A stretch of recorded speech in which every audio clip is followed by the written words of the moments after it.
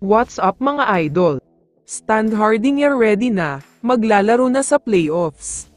Pero bago mo sana ipagpatuloy ang panonood mo, ay huwag mong kalimutan na mag-subscribe bilang suporta sa aking YouTube channel. Maraming salamat idol.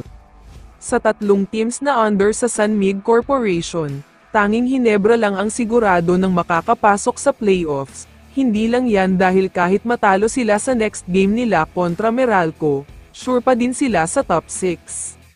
Ibig sabihin lang niyan ay hindi na sila makakakuha ng disadvantage pagdating ng playoffs, sa katunayan ay may chance pa din sila na lumabas sa top 2, dahil Northport pa lang ay nakakakuha ng isa sa dalawang slot. Pero ayon kay Coach Tim, hindi na daw nila iisipin na makuha ang twice the bit advantage, dahil ang nasa utak daw nila ngayon ay playoffs na. Kaya kung napansin nyo ay mas gumaganda na ang laro nila ngayon. Ayon pa kay Coach Tim, may isang major trade pa ang mangyayari sa kanila bago magsimula ang playoffs. Kailangan daw kasi nilang makasigurado na malakas ang lineup nila, dahil gusto nilang makapag-champion. Alam naman kasi nating lahat na noong 2024, hindi nakakuha ng kahit isang kampyonato ang Barangay Ginebra.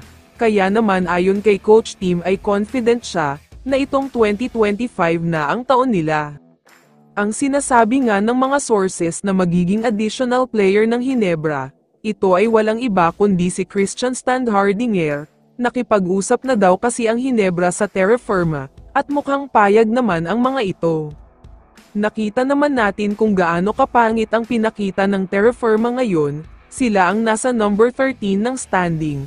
Kaya ang ibibigay daw ng Ginebra ay 3 future first round pick, para makapag-rebuild na ang Terra Firma. Sisiguraduhin daw ng Ginebra na ibibigay nila ang top 3 picks sa Terra Firma.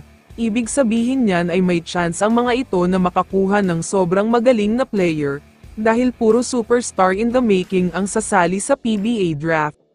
Ayon kay si Stan, ready na daw siya maglaro sa Ginebra, wala na daw sa kanya ang mga nangyaring hindi pagkakaunawaan noon, kinalimutan na daw niya yun at gusto na niyang magkaroon ng part 2 para sa Ginebra. Kung akala daw ng lahat ay pinabayaan na niya ang katawan niya pati na ang basketball career niya, nagkakamali daw kayo dahil sobrang kondisyon ang katawan niya, ready na daw siya sa playoffs at ready na maglaro. Kaya naman kung ikaw ang tatanungin idol, ano ang masasabi mo sa balitang ito? I-comment mo naman ang sagot mo sa tanong na ito. So dito na nagtatapos ang video na ito. Maraming salamat sa pagsuporta at panonood mga idol. Ingat at bye-bye.